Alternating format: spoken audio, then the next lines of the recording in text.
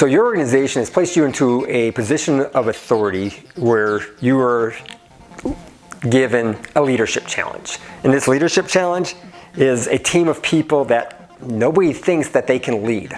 It's like this huge barrier to break through that nobody is able to penetrate because this team of people is just so hard to connect with. What if I told you the secret to being a successful leader involves only 3 things? And trust me, these 3 things go a long way. I'm Eric with Leadership Develop. This week we're going to talk about how you can break through that barrier and be able to connect with those people and actually lead them to a very fulfilling and successful objectives or challenges that will make them want to follow you through more. But how can you do that? It's not like they really are willing to be there. The people like that tend to be those who feel that they have to stay with that job because they feel that there's no other organization that'll take them and they haven't been fired yet. So they stick, but they have no ambition to grow past the job description. Here's a simpler tool of all the tools I've given you in previous videos, whether it's Maslow's hierarchy of needs or the wellness wheel. These 3 things are the great starting point for you to build from. And then you'll be able to go into a Maslow's hierarchy of needs. And then you can go into a wellness wheel or whatever we have next. But first, let's start with these 3 things. First one is their identity. Everyone has this need to have an identity. They have to have this feeling that they are somebody. And trust me, when they come to work, they tend not to feel like anybody. They get stuck in that commute for what, an hour, 2 hours, just to sit in the office to feel like they get yelled at or ignored, or they just feel like they have any part of this team. By giving them an identity, you're allowing them to feel something about themselves. Think about when you're at a dinner party or you're meeting new people. What's the first question we always ask each other? So, what do you do?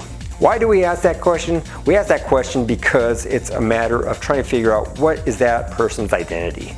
And to be honest, we kind of have this built into our brains. What is our identity?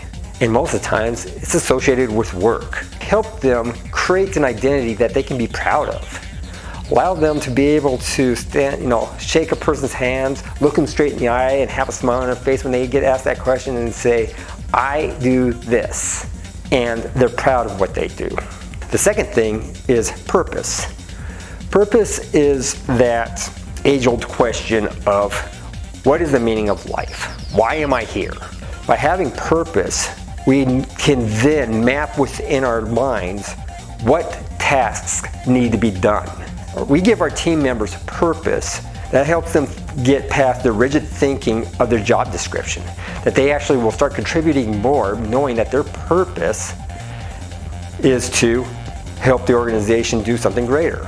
We usually tell young leaders that those employees that are working for you are there to help you do their job, just as you are there to help your boss do his or her job.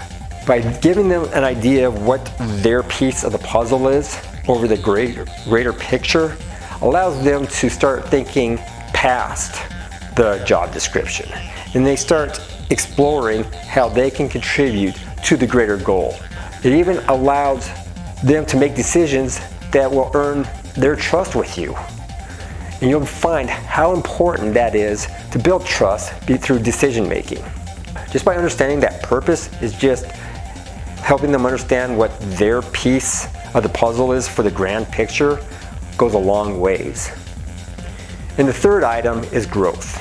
I cannot talk enough about growth. As Lou Holtz once said, if you're not growing, you're dying.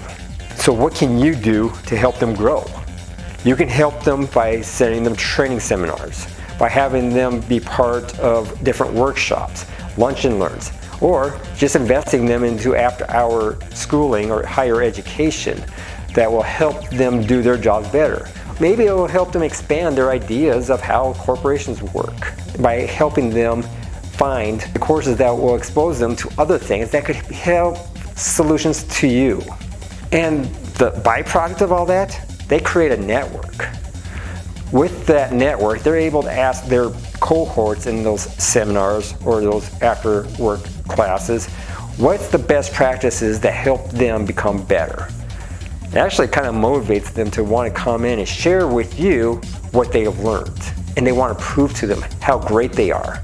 By investing in that growth, you now springboard them to become better, to actually want to achieve more, and to find potential within that organization to grow. By understanding these three things, identity, purpose, and growth, are the same things that helped you get promoted to your position of authority. Somebody gave you identity, somebody gave you a purpose, and somebody helped you grow.